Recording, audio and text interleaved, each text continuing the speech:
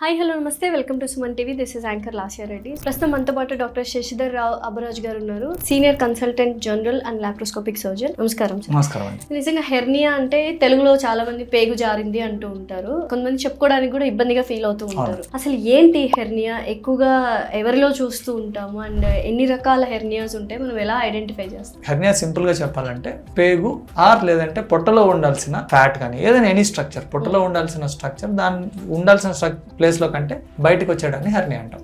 Simple గా చెప్పాలంటే చాలా రకాల హెర్నియాలు ఉంటాయి. సో ఇప్పుడు గ్రాయిన్ దగ్గర వచ్చిందంటే, గజల్ దగ్గర వచ్చిందంటే దాన్ని ఇంగ్వైనల్ హెర్నియా అంటాం. అలా కాకుండా బొడ్డు దగ్గర వస్తే దాన్ని అంబిలికల్ హెర్నియా అంటాం. అలా కాకుండా ప్రీవియస్గా ఇంతకుముందు ఆపరేషన్స్ చేసిన ప్లేస్లో వస్తే దాన్ని ఇన్సిషన్ హెర్నియా అంటాం. సో ఇది కాకుండా బొడ్డుకి ఛాతీకి మధ్యలో వస్తే దాన్ని ఎపిగాస్ట్రిక్ హెర్నియా అంటాం. సో ఇది కాకుండా కొన్నిసార్లు పొట్ట డయాఫ్రమ్ అంటే ఛాతీని పొట్టని సపరేట్ చేస్తూ డయాఫ్రమ్ అనే ఒక స్ట్రక్చర్ ఉంటుంది. ఆ స్ట్రక్చర్ నుంచి పొట్ట పైకి జారడాన్ని, ఛాతీలోకి వెళ్ళడాన్ని దాన్ని హయాటస్ హెర్నియా అంటాం. ఇవి కాకుండా కొంచెం రేర్ టైప్స్ ఆప్టరేటర్ హెర్నియాలని, లంబార్ హెర్నియాలని, ఫీమేల్స్ లో ఫిమరల్ హెర్నియాలని చాలా రకాల పేర్లు ఉంటాయి. అసలు ఎందుకు వస్తాయి అంటే రీజన్ ఏంటి, ఎందుకు లోపల ఉన్న స్ట్రక్చర్స్ జారడం కానీ ఇలా జరుగుతుంది? బేసిక్ పెథాలజీ ఏంటంటే పొట్టలో ప్రెషర్ పెరగడం. So raise in intraabdominal pressure. So దీనికి కారణాలు చాలా ఉంటాయి. బేసిక్ గా చాలా రిపీటెడ్ గా దగ్గు రావడం, చాలా రోజుల నుంచి కాఫ్ ఉండే వాళ్ళకి దగ్గి వాళ్ళకి పొట్టలో ప్రెషర్ పెరిగి పొట్టలో ఉండాల్సిన పేగులు బయటికి వెళ్ళడానికి ప్లేస్ చూసుకుంటాను. సో ఎక్కడైతే న్యాచురల్ వీక్నెసెస్ ఏవైతే ఉన్నాయో అబ్డామిన్ ఒక రూమ్ అనుకుంటే, ఈ రూమ్ లో ఇన్ని వాల్స్ ఉన్నాయి కదా, వాల్స్ లో ఎక్కడైనా గోడ వీక్ గా ఉందంటే ఆ వీక్నెస్ దగ్గర నుంచి లోపల ఉండే స్ట్రక్చర్స్ బయటికి వెళ్ళడానికి చూస్తాయి. సో ఇలా బయటికి వెళ్ళడాన్ని హెర్నియా అంటాం. అంటే సింపుల్ గా ఒక దగ్గు వల్ల కూడా ఇలా అవుతుంది. సో దగ్గు చాలా రోజులుగా క్రానిక్ కాఫ్, అసలు చాలా కారణాలు ఉన్నాయి. అదే to start with any condition which raises the intraabdominal pressure, అంటే పొట్టలో ప్రెషర్ పెంచే ఏ కారణమైనా, క్రానిక్ కాన్స్టిపేషన్ కావచ్చు. కొంతమంది మోషన్ వెళ్ళడానికి బాగా ఇబ్బంది పడుతుంటారు, బాగా ప్రెషర్ పెట్టి స్ట్రెయిన్ చేసి మోషన్ వెళ్తుంటారు, వాళ్ళలో కూడా హెర్నియాలు వచ్చే రిస్క్లు ఉంటాయి. రికరెంట్ గా అలర్జీ వల్ల క్రానిక్ గా తుమ్మే వాళ్ళు, రికరెంట్ కాఫ్, రికరెంట్ స్నీజింగ్, రెండింటి వల్ల కూడా పొట్టలో ప్రెషర్ పెరుగుతుంది. సో బేసిక్ గా పొట్టలో ప్రెషర్ పెరిగితే మాత్రం కాన్స్టెంట్ గా వస్తుంది. బరువులు ఎక్కువగా లిఫ్ట్ చేసే ప్రొఫెషన్స్, ఎక్కువ బరువులు లేపే ప్రొఫెషన్స్, వాళ్ళలో కూడా ఇలాంటిది వస్తుంది అన్నమాట. సో అలా వచ్చినప్పుడు సైన్స్ కానీ సిమ్టమ్స్ కానీ మనకి తెలిసిపోద్దా, ఓకే మనకు ఏదో సంథింగ్ ఇస్ నాట్ ఓకే అన్నది at home we can recognize? Basic గా సిమ్టమ్స్ ఆఫ్ హెర్నియా మనం ఇలా డివైడ్ చేసుకోవచ్చు. అన్కాంప్లికేటెడ్ హెర్నియా అంటే ఏ కాంప్లికేషన్ లేని హెర్నియాలో ఎలాంటి సిమ్టమ్స్ ఉంటాయి, కాంప్లికేటెడ్ హెర్నియా అంటే హెర్నియా వల్ల వచ్చే కాంప్లికేషన్స్ వల్ల వచ్చే సిమ్టమ్స్.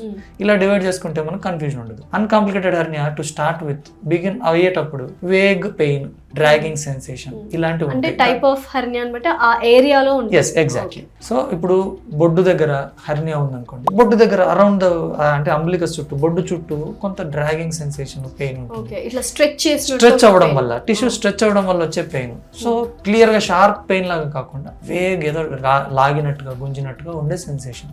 దీన్ని వేగ్ అబ్డామినల్ అంటే vague dragging sensation, vague abdominal pain, dragging sensation, ఇది ఒక కండిషన్. స్వెల్లింగ్, వాపు రావడం, ఇది ఆబ్వియస్ గా చూస్తే రెండు సైడ్లు కంపేర్ చేసుకుంటే, అరే ఈ సైడ్ తో కంపేర్ చేస్తే ఈ సైడ్ వాపు ఉంది. ఈ వాపు ఎప్పుడు పెరుగుతుందంటే ఎప్పుడైతే మీరు దగ్గారో, ఎప్పుడైతే మీరు స్నీజ్ చేశారో, లేదంటే ఎప్పుడైతే మీరు బేర్ డౌన్ చేశారో, లేదంటే ముక్కినట్లుగా చేశారో, అప్పుడు సైజ్ ఆటోమేటిక్ గా పెరుగుతుంది, ఎందుకంటే లోపల ప్రెషర్ పెరుగుతుంది కాబట్టి. సో బెలూన్లో మీరు ప్రెషర్ పెంచే కొద్దీ బెలూన్ ఉబ్బుతుంది కదా, అలాగే సేమ్ థింగ్ హెర్నియాలో ప్రెషర్ పెరిగే కొద్దీ హెర్నియా సైజ్ పెరుగుతుంది అన్నమాట. So swelling, vague abdominal pain, ఇది కాకుండా మీకు కాంప్లికేషన్స్ ఉంటాయి. కాంప్లికేషన్స్ ఉంటే ఏముంటాయంటే, ఇప్పుడు కాంప్లికేషన్స్ ఇర్రెడ్యూసిబిలిటీ అంటే ఫస్ట్ మామూలుగా హెర్నియా ఎలా ఉంటుందంటే స్వెల్లింగ్ ఉంటుంది, ముక్కితే నిలబడితే పెరుగుతుంది, పడుకోగానే సైజ్ తగ్గుతుంది. కొంతమందికి కంప్లీట్ గా తగ్గిపోతుంది, కంప్లీట్ గా ఏం లేదంటే నార్మల్ గా కూడా ఇగ్నోర్ ఎక్కువ చేస్తూ ఉంటారు, ఇదేం లేదు పడుకుంటే పోతుంది కదా, ఇదేం ప్రాబ్లం లేదని అనుకోవచ్చు, కానీ అది కూడా హెర్నియాకి సిమ్టమే. సో ఇర్రెడ్యూసిబిలిటీ, సో సైజ్ తగ్గకుండా అలాగే ఉండడం, పడుకున్నా లేదంటే మీరు ప్రెస్ చేసిన లోపలికి, ఇంకొంతమందికి ఏమవుతుందంటే ప్రెస్ చేస్తే లోపలికి వెళ్ళిపోతుంది. సో ప్రెస్ చేసినా లోపలికి వెళ్ళడం లేదు, పడుకున్న సైజ్ తగ్గడం లేదంటే that's a sign of complication. అలా ప్రెస్ చేసి లోపలికి వెళ్ళిపోతే కూడా చాలా మంది ఇగ్నోర్ చేసేస్తుంటారు. అలా ప్రెస్ చేసి లోపలికి నెట్టడం కూడా ఓకేనా, లేకపోతే ఇట్ ఇస్ ప్రాబ్లం? అంటే చూడండి, ఇప్పుడు లోపలికి వెళ్ళడానికి దారి బ్రాడ్గా ఉందనుకోండి, సో హెర్నియాలో పార్ట్స్ ఉంటాయి. So neck of the hernia usually that is the narrowest part. అది బాగా వైడ్గా ఉందనుకోండి, హెర్నియా ప్రెస్ చేస్తే లోపలికి ఈజీగా వెళ్తుంది. అలా కాకుండా నారో నెక్ ఉండే హెర్నియాల్లో మీరు ప్రెస్ చేయడానికి ట్రై చేసే కొద్దీ ఏదైతే హెర్నియాలో కంటెంట్ ఉందో, పేగులు ఉంటే పేగులు, ఫ్యాట్ ఉంటే ఫ్యాట్, లేదంటే వేరే స్ట్రక్చర్స్ ఉంటే అవి మీరు ప్రెస్ చేసినప్పుడల్లా దానికి ట్రామా అవుతుంది. సో రప్చర్ అయ్యే రిస్క్లు కూడా ఉంటాయి. సో పేషెంట్స్ నాకు వెళ్ళడం లేదు, లోపలికి వెళ్ళడం లేదు, ఫోర్స్ఫుల్గా ట్రై చేయడానికి, అది రెడ్యూస్ చేయడానికి ట్రై చేసి రప్చర్ అయ్యి మా దగ్గరికి వచ్చిన సందర్భాలు కూడా ఉంటాయి. So irreducibility is the first complication. ఇది కాకుండా అబ్స్ట్రక్షన్ అంటే ఇప్పుడు మనం తినే తిండి ఏదైతే డైజెస్టివ్ సిస్టమ్ ఏదైతే ఉందో, సో ఇక్కడ నుంచి మోషన్ వెళ్ళే దారి వరకు ఒక పైప్ లాంటి structure. So it's a coiled pipe. So ఎక్కడైనా పైప్ని ఇలా మెలిపెడితే ఏమవుతుంది, ముందుకు వెళ్ళదు, ఫార్వర్డ్ ఫ్లో ఆగిపోతుంది, రివర్స్ ఫ్లో వస్తుంది. సో వామిటింగ్, పొట్ట ఉబ్బడం, గ్యాసెస్ కిందికి ఎస్కేప్ అవుతూ ఉండాలి. సో గ్యాసెస్ ఎస్కేప్ అవ్వకపోవడం వల్ల పొట్ట ఉబ్బుతుంది. సో వామిటింగ్, అబ్డామినల్ డిస్టెన్షన్ అంటే పొట్ట ఉబ్బడం. సో మోషన్ కిందికి వెళ్ళాలంటే పాత్ క్లియర్గా ఉండాలి కదా. సో పాత్ క్లియర్గా లేనప్పుడు మోషన్ కూడా రాదు. సో గ్యాసెస్ పాస్ అవ్వకపోవడం, మోషన్ రాకపోవడం, ఇవన్నీ అండ్ పెయిన్, ఇలా మెలిపెట్టినట్టుగా తిప్పినట్లుగా పెయిన్ రావడం. సో ఈ 4 కారణాలు, ఈ 4 సిమ్టమ్స్ అనమాట అబ్స్ట్రక్షన్కి. సో ఇందులో ఏదున్నా ఇమ్మీడియట్గా మీరు మీ డాక్టర్ దగ్గరికి, సర్జన్ దగ్గరికి వెళ్ళాలి. ఇది కాకుండా దీన్ని ఇలాగే వదిలేస్తే నెక్స్ట్ స్ట్రాంగులేషన్ అనేది నెక్స్ట్ ఇంకా భయంకరమైన ప్రాబ్లం ఉంటుంది. స్ట్రాంగులేషన్ అంటే ఏంటంటే బ్లడ్ సప్లై, మనకు పేగులకి రక్త సరఫరా ఉండాలి. So any for that matter any part of our body needs blood supply, continuous blood supply ఉండాలి. సో బ్లడ్ సప్లై తగ్గిపోతే, సో ప్రెషర్ పెరుగుతూ ఉన్నప్పుడు ఏమవుతుందంటే బ్లడ్ సప్లై వెళ్ళదు. సో బ్లడ్ సప్లై ఎలాగైనా బ్లడ్ అనేది ఫ్లూయిడ్ కదా, ఫ్లూయిడ్ ఎప్పుడైనా ప్రెషర్ డిఫరెన్సెస్ మీద వర్క్ అవుతుంది. So flow of any fluid based works on pressure difference. ఇప్పుడు మీరు ఒక ఆర్గాన్లోకి బ్లడ్ పంపించాలి. సో ఆర్గాన్లో ఉండే ప్రెషర్ ఈ బ్లడ్ని అపోజ్ చేస్తుంది. సో ఈ ఆర్గాన్లో ఉండే ప్రెషర్ ఎప్పుడు మనకు బ్లడ్ ఫ్లో చేసే బ్లడ్ ప్రెషర్ కంటే తక్కువ ఉండాలి. సో అట్ ఎ పాయింట్ అబ్స్ట్రక్షన్లో ఒక పాయింట్ వస్తుంది. ఆ పాయింట్లో ఏంటంటే బ్లడ్ ప్రెషర్కి ఈ లోపల ఉండే ప్రెషర్ ఈక్వల్ అవుతుంది. అప్పుడు బ్లడ్ సప్లై ఆగిపోతుంది. సో పేగులకి రక్త సరఫరా ఆగిపోవడం, పేగులు నల్లగా అయిపోవడం, కులిపోవడం. సో బ్లడ్ సప్లై ఆగిపోవడం వల్ల పేగులు చనిపోతాయి అనమాట. ఆ స్టేజ్ కూడా వస్తుంది హెర్నియాలో. సో ప్రాణాలు అంటే dreadful diseases are hernia if not treated. Definitely hernia తోటి చనిపోయిన పేషెంట్స్ కూడా మేము చాలా చూసాం. సో నెగ్లిజెన్స్ అంటే పెయిన్ ని వాళ్ళు ఏమంటారు సర్పాస్ చేసుకుంటూ బైపాస్ చేసుకుంటూ వచ్చేయడమే. అవునండి, హెర్నియా యూజువల్లీ ఏంటంటే చాలా సంవత్సరాల నుంచి ఉంటుంది కొంతమందికి, చాలా రోజుల నుంచి ఉంది కదా, ఇన్ని రోజుల నుంచి ఏమవుతుంది, తర్వాత ఏమవుతుంది అనే ఒక నెగ్లిజెన్స్ తోటి అలాగే ఉండిపోతుంది. సో నేను పేషెంట్స్కి ఇదే ఎగ్జాంపుల్ చెప్తాను. మీరు ఒక రోడ్లో నడుస్తున్నారు, ఆ రోడ్డు మీద పెద్ద గుంత తీసుంది. ఓకే, సో రెండు పద్ధతులు ఉన్నాయి దాన్ని డీల్ చేయడానికి. నేను జాగ్రత్తగా చూసుకుంటూ నడుస్తాను, దాంట్లో పడకుండా అనేది ఒక మెథడ్. ఇంకోటి, ఈ గుంత ఉంటే ఎప్పటికైనా నాకు ప్రాబ్లం వస్తుంది, దీన్ని మూసేయడమో లేదంటే ఇది ఇలా ఉందని ఒక సైన్ పెట్టడమో, అది చేయడం ప్రికాషన్ అనమాట. సో హెర్నియా ఉండడము, హెర్నియా అంటే ఏంటి, ఇప్పుడు మీకు ఒక హోల్ ఉంది, ఆ హోల్ నుంచి పేగులు ఇలా బయటకు వస్తున్నాయి. సో ఈ హోల్ను లేకుండా చేయడం ఒక మెథడ్, సర్జరీ తోటి ఈ హోల్ని మూసేస్తాం అనమాట. So that is where surgery comes. So అందుకనే హెర్నియాలు ఎవరికి ఉన్నా మేము ఏం సజెస్ట్ చేస్తామంటే సర్జరీ చేయించుకోమని చెప్తాం. ఎందుకు, any time it can go into obstruction, any time it can go into strangulation, any time it can kill you. Hernia మీరు దాన్ని ట్రీట్ చేయించుకోకపోతే హెర్నియా కెన్ కిల్ యూ. అసలు ఓన్లీ సర్జరీనే ఆప్షనా, ఇంక వేరే ఏమైనా ఉందా? 100% hernia is a surgical disease. హెర్నియాకి మందులు ఉన్నాయని కానీ, మేము మందులతో తగ్గిస్తామని కానీ, మేము మందులతో తగ్గించామని కానీ ఎవరైనా క్లెయిమ్ చేస్తే దే ఆర్ ప్యూర్లీ క్వాక్స్. వాళ్ళకి ఏమాత్రం మెడికల్ నాలెడ్జ్ లేదని దాని అర్థం. సో అదర్ దెన్ ఇప్పుడు అలోపతి కాకుండా వేరే ట్రీట్మెంట్స్ కూడా ఉన్నాయి అంటూ ఉంటారు. How far 100% fake. 100%. Can we name that, అంటే ఆయుర్వేదిక్ లో కానీ హోమియోపతిలో కూడా హెర్నియా ట్రీట్మెంట్స్ ఉన్నాయి అంటుంటారు. How is it without surgery? ఏంటంటే అండి, ఏ కండిషన్స్ ఇందాక ముందే మనం చెప్పినట్టు అంటే మేబీ ఆ ప్రెషర్ తగ్గించడానికి ఉపయోగపడతాయి.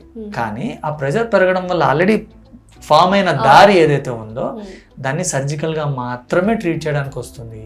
మెడికల్గా దాన్ని ట్రీట్ చేయలేము. సర్జరీస్లో ఇప్పుడు లేటెస్ట్ మెథడ్స్ వచ్చాయి, దాని గురించి మనం మాట్లాడుకుందాం. కానీ హెర్నియాకి సర్జరీనే ట్రీట్మెంట్, మందులు లేవు. మేము కూడా చాలామంది మా సర్జన్స్ గ్రూప్లో వాటిలో పంపిస్తుంటారు అనమాట ఇలాంటి క్లెయిమ్స్. ఒకరు డ్రాప్స్ తోటి హెర్నియా తగ్గిస్తామని, ఇంకొకరు మసాజ్ ఆయిల్ తోటి తగ్గిస్తామని. ఇవన్నీ ఫేక్, 100%. సార్ సాయిదీప హాస్పిటల్స్ లో ఎటువంటి different kind of advanced treatments హెర్నియాకు ఉన్నాయి? ఒకప్పుడు హెర్నియాకి ఓపెన్ సర్జరీ చేసేవాళ్ళం. ఓపెన్ సర్జరీ అంటే కట్ చేసి ఎక్కడైతే డిఫెక్ట్ ఎక్కడైతే ఉందో దాన్ని క్లోజ్ చేసి బయట నుంచి దాని పైన మెష్ పెట్టేవాళ్ళం. దీన్ని ఆన్లైన్ మెష్ అంటాం. ఓపెన్ సర్జరీలో ఇలా చేస్తాం అనమాట. అలా కాకుండా ఇప్పుడు ఏం చేస్తున్నాం అంటే పొట్ట లోపలికి వెళ్ళి లాప్రోస్కోపిక్గా చేస్తున్నాం. లాప్రోస్కోపిక్ సర్జరీ ఇది లేటెస్ట్ అడ్వాన్స్మెంట్ అనమాట. కీ హోల్ సర్జరీస్ అంటాం కదా. సో ఇప్పుడు ఏం చేస్తామంటే హెర్నియా ఇది డిఫెక్ట్, ఇది పొట్ట లోపల. సో కెమెరా లోపలికి పెట్టి లోపల నుంచి కెమెరాలో చూసుకుంటూ లోపల నుంచి దీన్ని క్లోజ్ చేసి దాని వెనకల ఆల్రెడీ ఎగ్జిస్టింగ్ ప్లేస్లో మనం మెష్ పెడుతున్నాం. సో దీన్ని ఇంట్రాపెరిటోనియల్ మెష్ అంటాం. సో ఇది అంబిలికల్ హెర్నియాలకి. అలా కాకుండా ఇంగ్వెనల్ హెర్నియాలకి ఏం చేస్తున్నాం అంటే ఆ డిఫెక్ట్ని పెరిటోనియంని కిందికి జరిపి ఎయిదర్ ట్యాప్ ఆర్ టెప్, ఈ రెండు లేటెస్ట్ మెథడ్స్ అనమాట. సో దాంట్లో ఈ డిఫెక్ట్ని కవర్ చేస్తూ పెద్ద మెష్ పెడుతున్నాం. సో సో అదేనండి, కాంప్లికేటెడ్ హెర్నియాస్ ఏవైతే ఉన్నాయో వాటికి ఓపెన్ సర్జరీ అవసరం అవుతుంది. ఎందుకంటే లాప్రోస్కోపిక్ ద్వారా చేసే స్టేజ్ దాటి ఉంటుంది ఆల్రెడీ. సో అన్కాంప్లికేటెడ్ హెర్నియాస్లో laparoscopy is the preferred method. ఎందుకు అంటే చిన్న కట్ తోటి సర్జరీ అవుతుంది, పెయిన్ తక్కువగా ఉంటుంది అండ్ ఫాస్టర్ రికవరీ ఉంటుంది. ఎక్కువ అంటే మామూలుగా ఓపెన్ సర్జరీస్ చేస్తే ఆల్మోస్ట్ 3 months వరకు యాక్టివిటీ లిమిటేషన్ ఉంటుంది. బరువులు ఎత్తకూడదని, కింద కూర్చోకూడదని, పోస్ట్ ఆప్ కేర్ చాలా లిమిటేషన్స్ ఉంటాయి ఓపెన్ సర్జరీలో. కానీ లాప్రోస్కోపిక్ సర్జరీలో ఆ లిమిటేషన్ ఇక్కడ డ్యూరేషన్ తగ్గుతుంది. మనం ఇప్పుడు ఏం లేదండి, ఇప్పుడు మెష్ పెట్టినప్పుడు ఆ మెష్ స్ట్రెంత్ వచ్చే వరకు దాని మీద ప్రెషర్ లేకుండా చూసుకోవాలి. జస్ట్ లైక్ మనం రూఫ్ వేసాం అనుకోండి, రూఫ్ వేసిన వెంటనే దాని మీద ఎక్కి తొక్కితే అది పడిపోతుంది.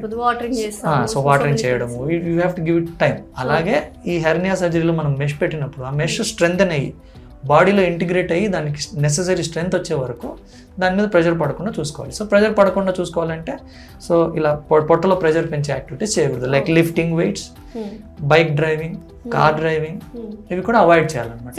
ఎంతకాలం అవాయిడ్ చేయాలి? 6 weeks to 3 months. సర్జరీ చేసిన తర్వాత 1.5 months to 3 months depending on healing. So ఆ తర్వాత యూజువల్ గా సర్జరీ అయిన తర్వాత రికరెంట్ ఛాన్సెస్ ఎంత పర్సెంటేజ్ ఉన్నాయి సార్? సో ప్రాపర్లీ డన్ హెర్నియాలో రికరెన్స్ ఛాన్సెస్ చాలా తక్కువ. ఆల్మోస్ట్ 98 to 99% సక్సెస్ రేట్ ఉంటుంది. 1 to 2% is the recurrence rate.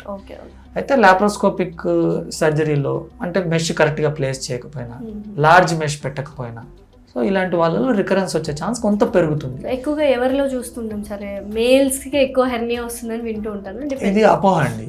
Males లో కొన్ని హెర్నియాలు కామన్, ఫీమేల్స్ లో కొన్ని హెర్నియాలు కామన్. అంబ్లికల్ హెర్నియాస్ ఫీమేల్స్ లో more common. So femoral hernias females లో మోర్ కామన్. మేల్స్ లో ఇంగ్వెనల్ హెర్నియాస్ మోర్ కామన్. సో అలా మేల్స్కే హెర్నియా వస్తుందని అనుకోవడం అపోహ. ఫీమేల్స్ లో కూడా హెర్నియా వస్తుంది. ఫీమేల్స్ లో కూడా ఇంగ్వెనల్ హెర్నియాలు కూడా వచ్చిన వాళ్ళకి ట్రీట్మెంట్ చేసిన సందర్భాలు కూడా చాలానే ఉన్నాయి. ఓవరాల్గా అంటే ప్రయర్గా మనము ఈ హెర్నియా గురించి తెలుసుకొని అవేర్నెస్ పెంచుకున్న తర్వాత ఇమీడియట్గా డాక్టర్ దగ్గరికి వెళ్ళడం శ్రేష్టం అంటారు. డెఫినెట్గా హెర్నియా ఉంది అంటే సర్జన్ని కన్సల్ట్ అవ్వండి, ట్రీట్మెంట్ ప్లాన్ చేసుకోండి, వీలైనంత తొందరగా చేయించుకోండి. పెయిన్ ఉన్నా లేకపోయినా ట్రీట్మెంట్ అవసరం. హెర్నియాని సర్జరీ ద్వారానే ట్రీట్ చేయగలుగుతాం, వేరే మెథడ్స్ ఏమీ చేయలేము. సో ఇందాక హెర్నియా మెషెస్ అని చెప్పారు కదా, so A kind of materials use చేస్తారు? ఇంత అడ్వాన్స్డ్ మెటీరియల్స్కి ఆ మెషెస్ అనేది యూస్ఫుల్ అవుతాయి మనకి? అంటే హెర్నియా టెక్నికల్ డీటెయిల్స్లోకి వెళ్ళకుండా సింపుల్గా చెప్పాలంటే హెర్నియా మెష్లు, లైట్ వెయిట్ మెష్లు, హెవీ వెయిట్ మెష్లు, పోర్ సైజుని బట్టి స్మాల్ పోర్ అంటే బిగ్ పోర్ మెషెస్, సో ఇలా రకరకాలు ఉన్నాయి మెటీరియల్ని బట్టి. అండ్ 3D మెషెస్, ఇలాంటి రకరకాల అడ్వాన్స్మెంట్స్, రీసెంట్ అడ్వాన్స్మెంట్స్ చాలానే వచ్చాయి. అయితే ఒకవేళ అంటే ఏదైనా ఫారిన్ బాడీ మనం ఇంజెక్ట్ చేస్తున్నాము బాడీలోకి అంటే ఇన్ఫెక్షన్ అనేది కొంత ఎక్స్పెక్ట్ చేస్తూ ఉంటాము. పైగా ఇది సర్జికల్ ఇదితో కూడినది కాబట్టి మనకు ఇన్ఫెక్షన్స్ అనేవి ఎంతవరకు రెడ్యూస్ చేయగలము? ఇన్ఫెక్షన్ రాకుండా ఎటువంటి జాగ్రత్తలు సర్జరీ టైంలో తీసుకోవాలి? చాలా మంచి క్వశ్చన్ అడిగారు. ఏంటంటే బాడీలో ఏదైనా బయట నుంచి తీసుకెళ్ళి పెడుతున్నామంటే దానికి ఇన్ఫెక్షన్ వచ్చే రిస్క్ ఉంటుంది. సో ఇలా రాకుండా, సో ఇప్పుడు హెర్నియా మెష్ సర్జరీ చేస్తున్నాం, దానికి ఇన్ఫెక్షన్ రావడానికి సోర్సెస్ ఏముంటాయి? ఇప్పుడు మనం పెట్టే మెష్ క్లీన్గా లేదనుకోండి, సో దాని నుంచి so that is one source of infection. Mesh కానీ లేదంటే మనం వాడే ఇన్స్ట్రుమెంట్స్ కానీ. దీన్ని కంప్లీట్గా మనం ఎలిమినేట్ చేయడానికి dual sterilised, double sterilised mesh వాడతాము. మన ఇన్స్ట్రుమెంట్స్ని కూడా ఈటీఓ అనే ఒక స్పెషలైజ్డ్ మెథడ్ తోటి మనం స్టెరిలైజ్ చేస్తాం.